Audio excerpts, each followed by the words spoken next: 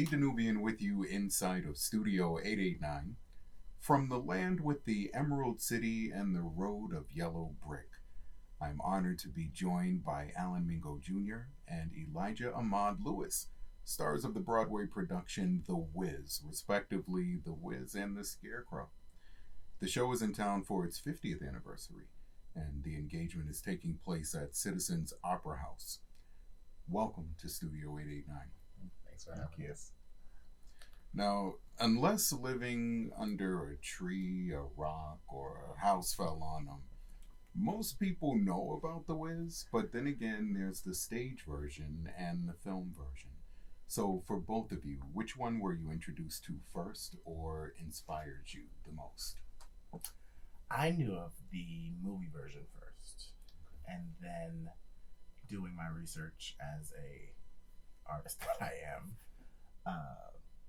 I actually take that back.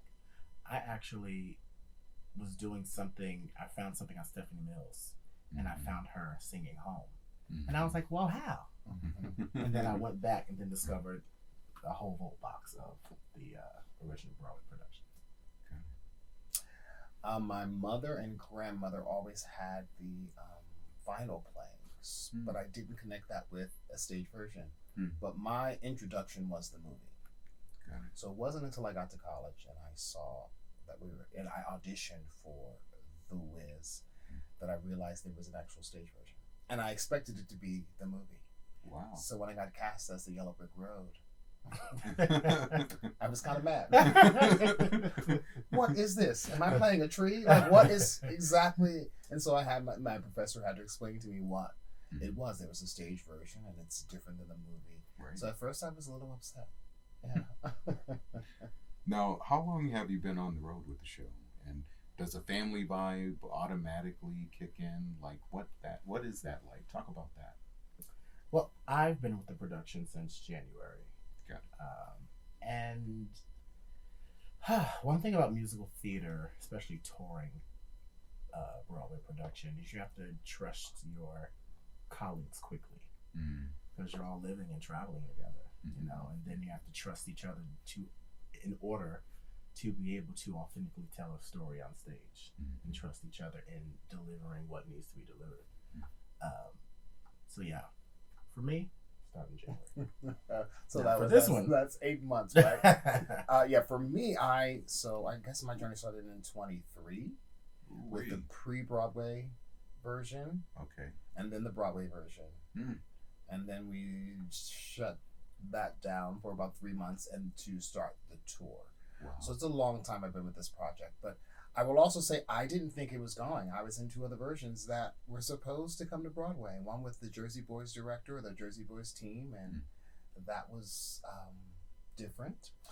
Then all of a sudden we did Wiz Live, and so we took the costumes from Wiz Live, and we thought if we put them on actors that it's going to make it to Broadway, and that didn't make it either.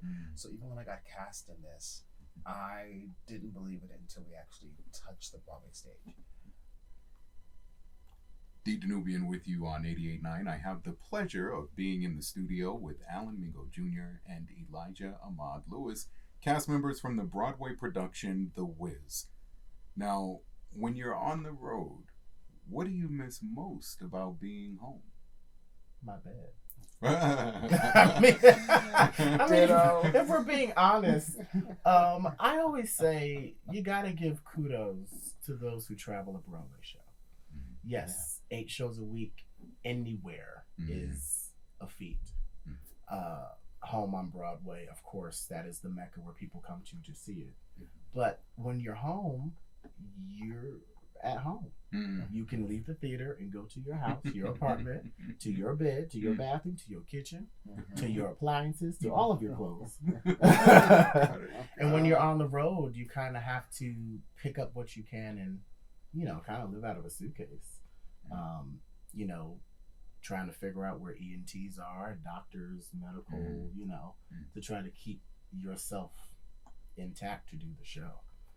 So it's traveling is it's a special skill. Yes, I would say bed too, but I'm also going to say touring now is totally different than touring back in the day. Yeah.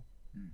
Back in the day, before we even had, I'm dating myself, before we even had like weight restrictions and your suitcase, I could put 100 pounds in my suitcase and be fine. Mm. I would travel with the Yellow Pages. You remember the Yellow Pages? Well, okay. So I had, from touring, I would put my money in real estate. And so I had a property in LA, New York, and Philadelphia. There was no real internet that was reliable. Right. Yeah. So when you needed to call a plumber or an electrician, you went to the Yellow Pages. So I would tour with the Yellow Pages. Also, your eating habits, how you get around. Unless the yellow cab could get to where you were, you couldn't go anywhere. You were stuck to where your hotel was or the theater was. Food, unless there was a restaurant that stayed open past the 11 o'clock. Yeah. Uber Eats, like this, all of these Right. things Yeah, are so new. So these apps have helped. So I feel like, touring is so much better than the way it used to be. And also, it's, we used to sit down. Yeah, that's true. We used to sit down for months. Like, Yeah. a month or two, touring now is like 1 week or 2 weeks. Yeah. So you felt that you had a little home. You found your rhythm. Right. Yeah. You stayed for a long time. And then wow. Yeah. Now it's so fast, we forget where we were last week. I we literally this conversation. just walked down Because and I where was were we like, last where week? were we last week? And I'm like, wait, I remember Memphis somewhere. And So it's just, that's 3 cities away. It's just Wednesday. It was, yes. Wow. We were just there on Sunday. Monday. Well, Monday. Monday, yeah, last Monday. And you just had opening Last night.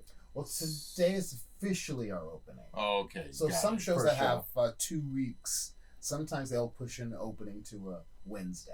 Got it. So it's kind of like almost like a Almost dress a rehearsal. preview. A preview. Sorts of preview. Yeah. Okay. But most people who buy their tickets on Tuesday think it's the opening. But like today is our press opening, Got it. which is smart because that first day You're trying to we just figure it got out. there. Yeah. The sound is sort of a little wonky. We're not used to hearing the sound the same way in this house that it was last week. True. Yeah. Our musicians are different. Yeah. They Backstage just is different. learned the score that day, Mm. and their sight reading, and so there's a lot of new elements. So every house is different musicians. I didn't know that. Yes, we Okay. bring 3 of our own. Well, 5. Okay. I don't count our musical director and our Okay. associate Yeah. musical director, but Yeah. we bring 5, and then we hire local. Wow. And they have a 3-hour rehearsal that morning. Mm-hmm. And then That's the a next crunch, time and then they're just doing the the next damn time thing. they're in the pit is when they hear us for our soundcheck. Wow. And they're simultaneously rehearsing while our crew is putting up the show, technical wise. Okay, I see Then what by it 5 is. o'clock, they're now moving them into Into the the pit. Y'all make For it look us. easy. Oh, It's baby. all timed. It's all sort of seamless. And we thank our team for that. One of the biggest catalysts to the story of The Wizard of Oz and The Wiz is footwear. So let's get personal. When you're at home, is it slippers or Crocs? Which do you prefer and why? Okay, I've never owned a pair of Crocs in my life. But so many people have them that I'm like, are they really that comfortable? So someone has to let me know. Go to my socials to let me know. I don't own a pair of Crocs, but I'm a slipper guy. Slipper or barefoot? I'm a slipper grip sock Ooh, Oh, okay. grip sock. Grip sock, yeah. because I care about my feet and I keep them nice and together. And a lot of times I'm around the house, they'll just come, like my slippers will come off.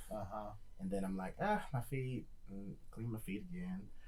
Now, I did not have a pair of Crocs. The first time I wore a pair of Crocs, I wore my brother's Crocs to take the garbage out. Mm-hmm. And I was like, okay, they ugly, but Is there something to it? Okay. Okay. And then Crocs they started making new designs. Yeah. So the black ones that I wear that are like slide-ins, they're Better. a little more elegant. Okay. And they have some grips at the bottom. I'm like, okay, I can do this. Yeah, I can't. Different. It But just, I'm very new to the Croc world. and with see my Very biscuits. Here's the thing. I've been doing this for a long, long time. Yeah. And sometimes my feet have sacrificed for the shows I've done. The last show I've done was Kiki Boots for almost 3.5 years with 6-inch heels. Yeah. Toenails have fallen off. You still do the show. So at some point you just give up. You're like, I can't keep up. So well, Elijah, this is like coming back home for you. It's great to have you back again. The last time you were here, it was with the Motown musical. Yes. So what has your journey been like since then? I mean, we went through a whole pandemic and things. Yeah. Since then, I did Ain't Too Proud, The Life and Times of the Temptations as David Ruffin. On Broadway, I was the principal standby, so I covered the Temptations. And now we're at The Wiz. People often ask me, do I project or see what role is next? And I don't. I think at this point in life, being in entertainment since 7 years old, I realized that my life is an assignment. So even though there are jobs, we get paid for what we do, there's an assignment attached to it for me. So I'm led. And when things happen, they happen. For instance, I was in the running for the Broadway version of this. Avery Wilson got it. Good friend. Love you, brother. And I was so happy, for him. Yeah. I wasn't upset. Some people were like, that was supposed to be mine. And what's meant to be yours is yours. Right. At all times. It's a healthy way of looking at it, especially in this business. So I just, I go with where God leads. Now, when it comes to the Scarecrow in The Wiz, for me, one name always comes to mind, and that's Michael Jackson. So how do you cope with knowing that there are people like me who are automatically going to look at both performances in their mind? I can't think of that. No. I have to stay in my moment. Okay. Of course, Michael Jackson is Michael Jackson. People ask me if I'm intimidated by it. Yeah. I'm not. I'm honored by it. To be able to come behind him. I'll never be Michael. I'll never sound like Michael. I'll never dance like Michael. But one thing I do with this particular role, celebrating his 50th anniversary, is I take from Michael, I take from Hinton Battle, who originated it on Broadway, and I pay homage. I take certain isms that they've done and put them into my version so that they still live with the piece. Thank you. Andre DeShields, Richard Pryor, Orlando Jones, Carmen Domingo, Queen Latifah. Do you feel any pressure stepping into a role that they all played before you? No, but I know the shoulders on which I'm standing on. I know all of their work very well. And like I've said before, I've been in different iterations of this. By the way, me and Queen Latifah wear the same shoe size. I have her outfit on. And that Swarovski crystal cape is heavy as, oh my God. No, I know their work well, and you can't unknow what you know. So when I had to sort of work on this production, it allowed me to create my own version, but also knowing what they've done. So again, kind of like Elijah said, I would you take bits and pieces. But for this one, I would say, I didn't realize that the show was changing the words. So for me, I was sort of bamboozled, run amok. Like I came to rehearsal knowing all my lines. Because again, I've done many different versions of this. I get there and the stage manager goes, "Did you read the new script?" And I go, "New script? What?" So they gave me the new script. I went home and I read it and I had a nervous breakdown. First time in my career. Wow. Now, I'm friends with the director. I called a mutual friend and I said, "Hey, how do I tell the director that I'm a purist? I want to do a revival that we all know and love." Right, yeah. They were like, "Well, if you were the director, you would want to know, so you need to talk to her." I talked to her and I said, "Why are we changing who The Wiz is? Okay. All these legends." And she said, "I'm making The Wiz for my teenage girls, and I want The Wiz to not have any redeeming qualities. Because sometimes adults don't live up. They promise things to kids and they don't follow through." And I go, I can't argue with that. So by having new lines come out of The Wiz's mouth allowed me to create my own version but still be mindful of all the individuals who played it before. So in a way, it was a blessing in disguise that we actually changed the script. Wow. Yeah. Now I'm even more excited to check it out. Yeah. Now, Alan, hear me out. Yeah. You give a whole new meaning to For the Streets, as in Danny the Street. Yeah. In the role of morally corrupt, your dialogue was phenomenal. Life is short. Go where you're loved. If that love is consistent, stay. It scored a 98% on Rotten Tomatoes. What was it like working in the DC comic book universe on the Doom Patrol? Ooh, I get emotional with this one because it was one of those things that you don't realize what you're doing until it's over. Mm. To have that character in a comic book was strange. Mm. And then to not be just the comic relief, which we tend to be, but to be the one with the knowledge, the one with those kernels of love, acceptance, be yourself, look within, man, it's probably one of my favorite roles to date. Wow. It's probably one of my favorite roles to date, yeah. I turned around because I watched it. It's deep. Like, Yeah, in the it is. moment, you don't know what you're doing. Yeah. You just show up for the work. Yeah. You're right. You know what I mean? But then when you see it and people still come to the show and say something about it, I get teary-eyed because I wish I knew what I was doing when I was in it. And it was so important for so many other people. But much like this show, it's important to a lot of people. Yeah.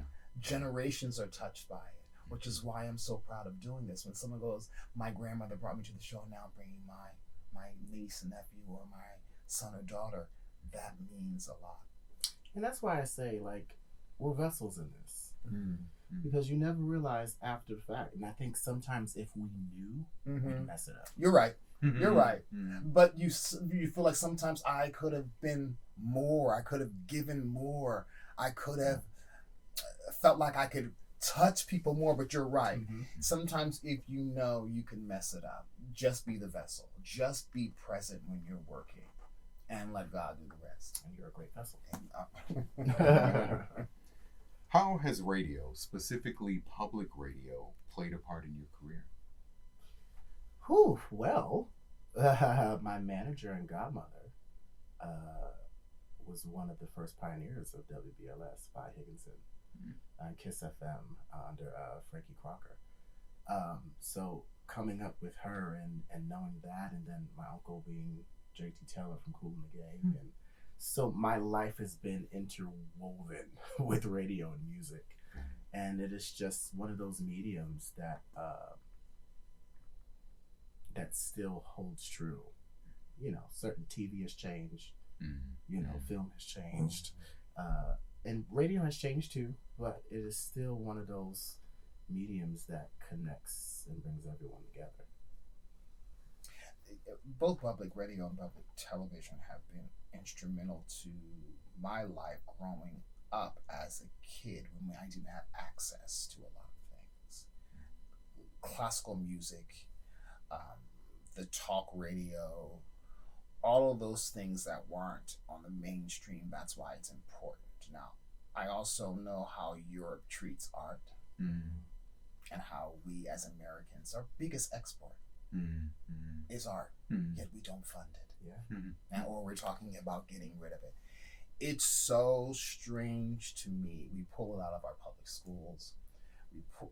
I don't understand, and I feel like we'll realize it when it's too late, as we will not be the number one export of entertainment anymore. And at that point, it's too late. And you have to start with them when they're young. Do you know what I mean? But everything we touch, see, taste, there's an artist involved. Yes. And that's in public radio and public television is a major. That's how it all began. Yeah. So it's a shame that some of it's looking to be defunded, and I feel like by the time when it's gone, it's then too late. Do you know what I mean? I gotcha. So I hope people take note of this and dig in their own pockets to sort of help, because once it's gone, it's too late. And it is an art form. Mm-hmm. It is an art form. Mm-hmm. And I think people, you know, often tell people during the pandemic, I think the normalcy of people in life realized how much entertainment carries. You know, this world, everything was dead and silent. Mm-hmm. People were upset watching reruns. Yeah, because we can't shoot anything. That's right.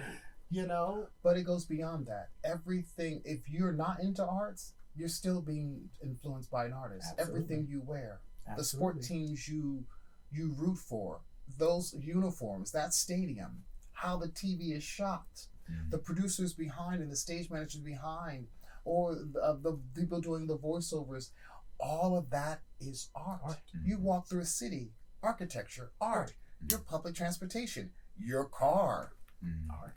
Everything is touched by artists. So when we begin to pull it out and pull it out of schools and get rid of public radio, you will no longer be the first, because clearly we have competition in Europe where they fund these things because they know how important it is. So I really hope we sort of really take note. Everything, when you walk outside, you are